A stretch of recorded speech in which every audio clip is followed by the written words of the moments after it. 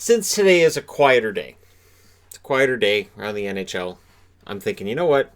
I want to talk about Loui Eriksson because there's a lot of, at this time of year, a lot of victory laps taken on Jim Benning. Jim Benning's so stupid. How could Jim Benning be so dumb? He spent so much money on so many players. Now, I agree. Brandon Sutter, overpaid by probably about $1 million. Beagle, Roussel, probably overpaid as well. I will give you that. Loui Eriksson, at the time he came in, was he overpaid? Do I understand why he was overpaid? Yeah. So, we'll go through Loui Eriksson's career. Number 33 pick for the Dallas Stars in 2003. And he comes in 2006, 2007, 59 games, 6 goals, 13 assists, 19 points. Had 1 assist in 4 games in the playoffs. 2007, 2008, 69 games played, 14 goals, 17 assists, 31 points in the playoffs. 4 goals and 4 assists over 18 games as Dallas goes on a nice little run. So, the stage is set for him to become a really good top 6 forward for Dallas. And he does the following season. He puts up a career high in goals. Plays 82 games, 36 goals, 27 assists, 63 points. Now, what stats people would tell you is, hey, his shooting percentage was 20.2% that year. So 20.2% of the shots he took on net ended up in the net. He was second in the NHL in shooting percentage. He's probably not going to repeat that. So they're kind of right. The following year, 82 games, 29 goals, 42 assists, 71 points. But still, that's almost 30 goals the following season. That's 2 straight seasons of pretty good goal-scoring totals. 2010-2011, 79 games, 27 goals, 46 assists, 73 points. He played in the All-Star game that year. It's his only All-Star game appearance. But really what was building for Eriksson was that his passing skill was showing up along with the goals, and he seemed to be becoming a better all-around player as the seasons wore on. So 2011-2012, 82 games played, 26 goals, 45 assists, 71 points. Almost identical point totals with almost the same amount of games played. So his play is very, very consistent. And then we have the lockout shortened season, 48 games, 12 goals, 17 assists, 29 points. It is July 4th of 2013 that he is traded in a famous trade now to the Boston Bruins with Joe Morrow, Riley Smith, and Matt Fraser for Tyler Sagan, Rich Peverley, and Ryan Button. At the time of the trade, there's some concern about Sagan's maturity level. There's some concerns about whether or not Sagan's ever going to reach his potential in Boston, and the logjam down the middle, so they move him. Loui Eriksson is considered a key piece coming back. Here's a player who, in the 4 previous full seasons, not the 48-game season, but the 4 previous full seasons, he scored between 26 and 36 goals. That helps. And, the fact that Riley Smith's going with him, Riley Smith, pretty solid player when he's got his mind set to it. And fans in Florida, fans in Vegas, you know that. As well as fans in Dallas would know that. And I'd been a fan of Matt Fraser's. I was surprised that he didn't ever really click at the NHL level. I really thought he would. So he goes to Boston. That first year in Boston, it's a down year. 61 games, 10 goals, 27 assists, 37 points. He appears in the playoffs for 12 games, 2 goals and 3 assists for him. So it's a down year. And that first year, everybody can say, well, clearly Dallas won that Sagan trade. And we can still say that. We can. But I thought, well, we didn't know Eriksson was going to have that much of a struggle his first year in Boston. So 2014-2015, he turns it around. 81 games, 22 goals, 25 assists, 47 points. Not putting up points like he did in Dallas, but much better second season than his first in Boston. His last year in Boston, it's a contract year. This is why you got to watch guys who are having big years and contract years. And I think this is why, at the time I'm recording this, guys like Duclair are still available as UFAs. I think teams look at guys who had really good years when their contract's up and they say, I don't want to get bit. So 82 games, 30 goals, 33 assists, 63 points. And so for Eriksson, that's a really good position to put yourself in. You've scored 30 goals on the Boston Bruins. You're a free agent. And so the Canucks come a-calling. Why? Well, see, this is where you bring out Mr. Yearbook. Now, I collect all the yearbooks, and I have all these books in my collection because they're a screenshot, they're a snapshot of what was going on at the time. And so I think it's important to keep these around. When other people are like, I just go digital. Digital's different. It's all different. And you still disappear from digital as well. Not like to keep every single article up forever. So, yeah, the Vancouver Canucks, and this is the mentality behind Benning signing Loui Eriksson. The Vancouver Canucks are going for it, not the Stanley Cup, just the playoffs.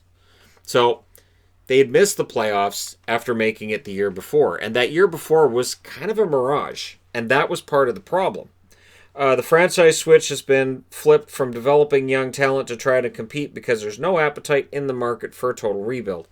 And I have stated that before, that the Vancouver fan base has been known as fair weather, that as soon as the team's losing, they're like, well, I'm not paying money to watch losers. So call me when they're winners again, because I'm not paying to watch losers. And ticket sales have lagged during seasons where the team isn't winning all the time. A crying need for offense was addressed on the first day of free agency when 30-goal scorer Loui Eriksson was signed to a 6-year, $36 million deal. He has a history with Henrik and Daniel Sedin as a trio combined to help Sweden's national team in the 2013 Stanley Cup, or 2013 World Championship, but Eriksson's not a savior. Vancouver scored 50 fewer goals last season than 2014-15, so jump-starting the entire offense is critical. The Canucks lost assistant coach Glenn Gulletson to Calgary. He was replaced by six-time Stanley Cup champion Doug Jarvis, who should help improve the power play and face-offs. And that's why I keep these yearbooks around. So, 2013 Team Sweden. So this is year where Dallas misses the playoffs, because it's what Dallas does, is miss the playoffs. And again, this is one of those unique situations where this is a player who I have followed throughout his career. Very, very good in Dallas. Mixed results in Boston. It's been abysmal in Vancouver. But how does he get to Vancouver?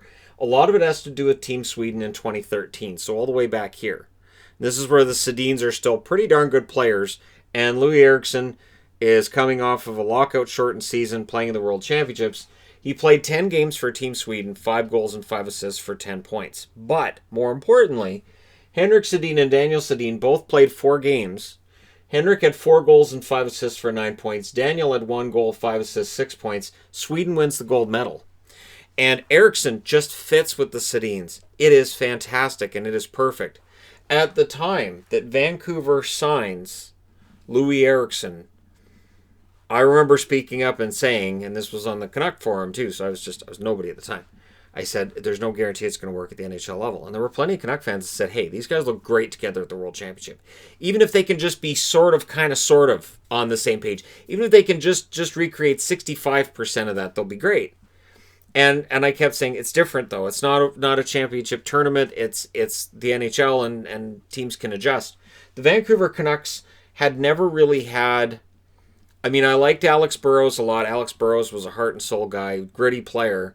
But was he the ideal winger to have for the Sedins? He was just the best fit they had found for the Sedins.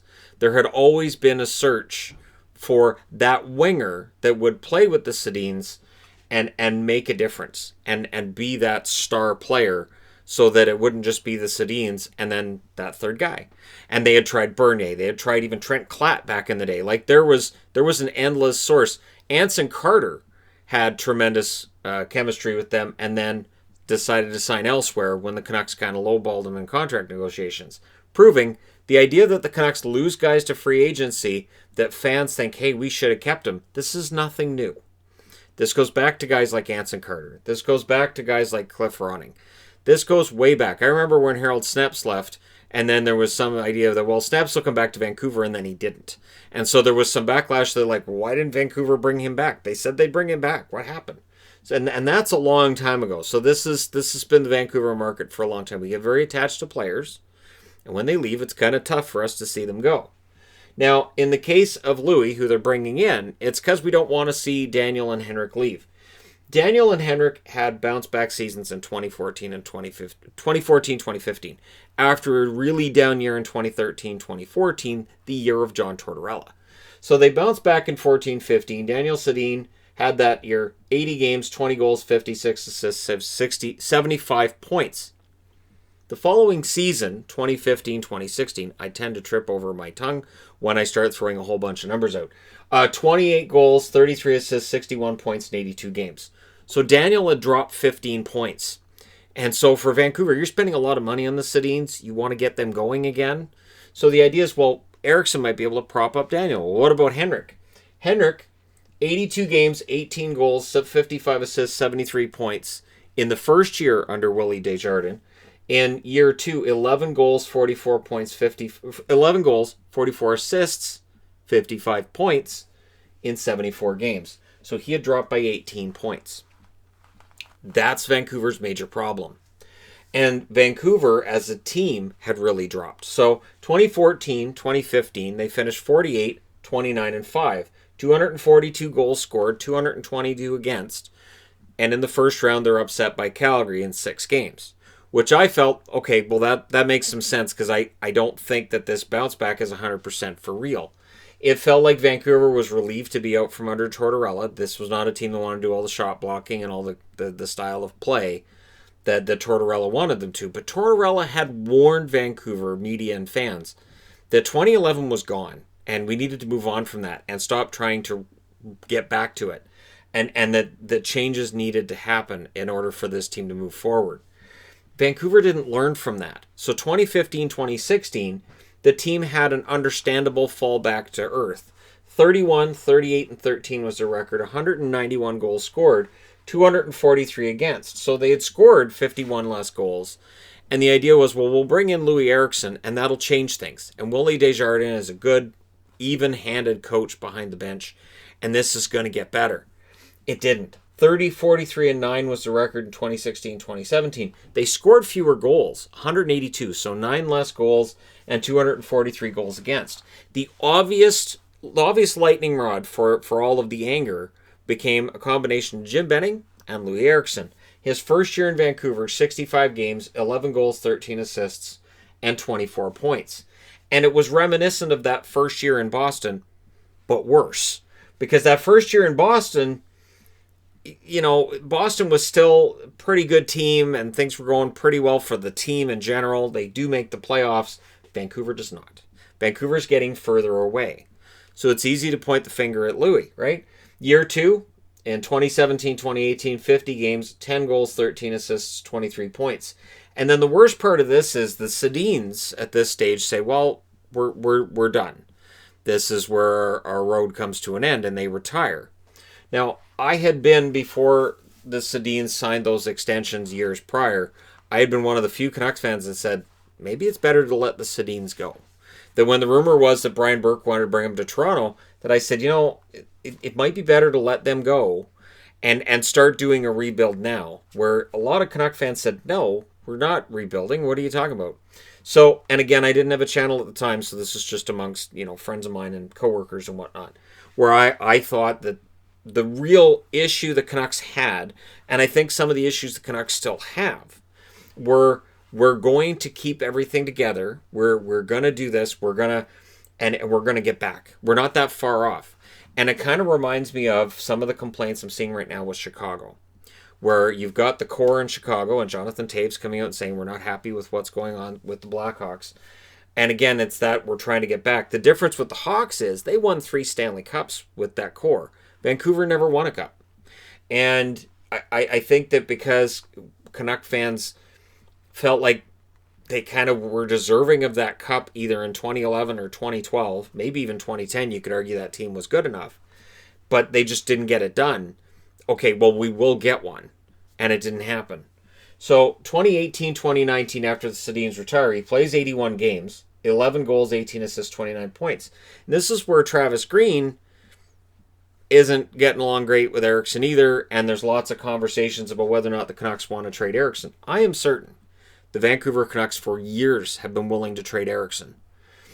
The problem is Jim Benning, at the time that he's signing Eriksson, it's because the idea is, okay, we're going to bring in Eriksson. We're probably going to regret this contract later, but it's going to get the Sedins back near a point a game. It's going to bring our goals for back up. We're going to get back into the hunt for playoffs. And this is something that the Canucks really haven't stopped doing the whole way through Jim Benning's tenure. While they were finishing out of the playoffs, they weren't really rebuilding. And again, it's reminiscent to me of what Chicago's been doing, where they're not really rebuilding. And still, Chicago's not really rebuilding, and sometimes you see a team doing this, and you're saying, why? Toronto would be a good example. Toronto finally became a playoff team by embracing a tank for a year and bringing in guys who are blue-collar guys, but they're not going to score a lot of goals. You know you're going to lose a bunch of games, but you're going to go through that season, and it's going to get better after. And, of course, they get Austin Matthews in the draft lottery, and since then, Toronto has become a team that is much better, though listening to media and fans, you would have no idea. This past season, Loui Eriksson, 49 games, 6 goals, 7 assists, 13 points, and in the playoffs, 10 games and 0 points. Loui Eriksson, it is getting worse. This is a situation that is getting worse. And what drives me nuts is that I see fans saying, well, why doesn't he just retire and help the team? Well, he's not in a position where he has to. When he signs that contract 4 years ago, sure, the reason he signed is no longer here. The Sedin argument is no longer here. So it's easy for fans now to look at Loui Eriksson and go, well, he sticks out like a sore thumb. Why did they even sign him? To try to get back into the playoff hunt. To try to get back to where they were in 2014, 2015. They were only a year removed from being in the playoffs. They weren't far out. And this was the idea that they kept selling the fans on. And there were certainly fans of the Canucks that believed it at the time. And again, in his career, he's played 970 games, 250 goals, 343 assists, 593 points. Good goal scorer for Dallas. Some middling results for Boston until that final year. It has been a disaster in Vancouver. But because of the way the contract's structured, they can't buy it out either. And I've talked about this in other videos, where if they did buy him out, they only save $300,000. Whereas if they waive him and send him to the minors this coming season, they would save more than $300,000. So it doesn't make any sense to buy him out either. And that's because of all the bonuses that are attached to the contract. He's played 44 games in his career in the playoffs, 6 goals, 8 assists, 14 points. And again, the Willie Desjardins era was 3 years. And I thought that first year under Desjardins did more damage to the Canucks as an organization than anything else. If Tortorella leaves, Desjardins comes in as coach, and they don't get better. And it stays miserable. And the Sedin's point totals don't rebound.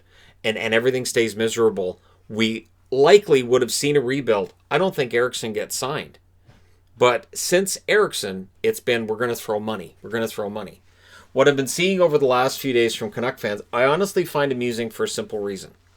So you want to sign Toffoli, Markstrom, and Tanev. All right. So you want to spend $14 million to keep all of them. All right, fine. And then next year, you have to keep Pettersson, Hughes, and Demko. And how? How do you do it? And this contract is one of the reasons why you can't.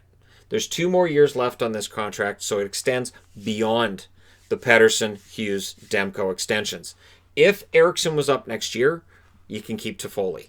If Eriksson was up next year, you might be able to keep Markstrom. They bring in Holtby. They find a way to trade for Schmidt.